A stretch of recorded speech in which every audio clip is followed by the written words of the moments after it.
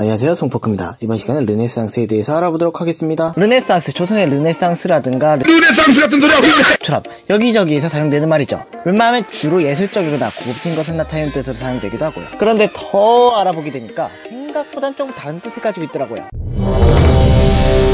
르네상스, 메아리를 다시 시작한다는 뜻의 알리가 붙고 프랑스 말로는 재생과 부활, 다시 시작한다 뭐 그런 뜻을 가지고 있는 친구입니다. 시기상으로는 중세와 근세 사이를 이루어주고 있고 중세시대 때 묻혀져 있던 고대 그리스와 로마의 문화를 다시 일으켜 세우고 이로 인해서 인간 중심 사상이 다시 강조되는 시기이기도 하였죠. 여기서 우리는 르네상스를 주로 미술적인 부분의 부흥이라고 생각하곤 하는데요. 하지만 실제로는 미술뿐만 아니라 전 분야에서 일어난 것이고 이 과정 속에서 미술 분야가 발전한 것이라고 합니다. 자, 그러니까 우리나라로 치면 조선시대, 삼국시대의 문화가 다시 형성된 거라고 볼 수 있습니다. 하지만 우리나라에서 문화적으로 발달한 것에 더 집중해서 정조시대 때를 조선의 르네상스라고 부르는데, 근데 조선시대 때 인간 중심으로 바뀌거나 삼국시대의 문화가 발달한 게 아니잖아요? 그러니까 원래는 이렇게 부르면 안 된다고 라고 말하고 싶다.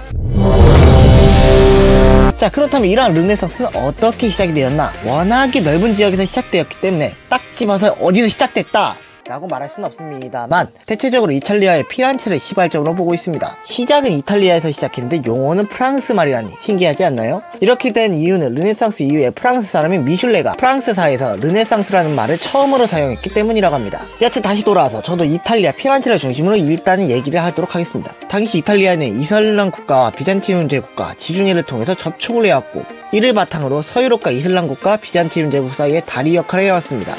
물론 이를 통한 활발한 상업은 보너스고요.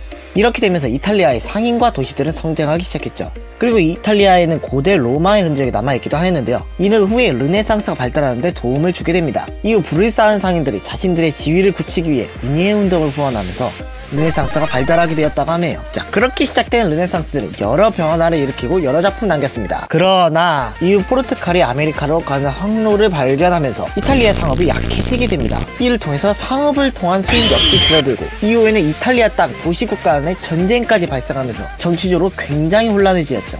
이렇게 이탈리아가 혼란스러운데 문화가 발달할 수 있었을까요? 그럴 리가. 발달은커녕 유지도 힘들어지고 자연스럽게 이탈리아의 르네상스는 끝이 나게 됩니다. 자, 오늘 제가 준비한 얘기는 여기까지. 다음에 다른 이야기로 찾아오도록 하겠습니다. 여러분 안녕히 계세요.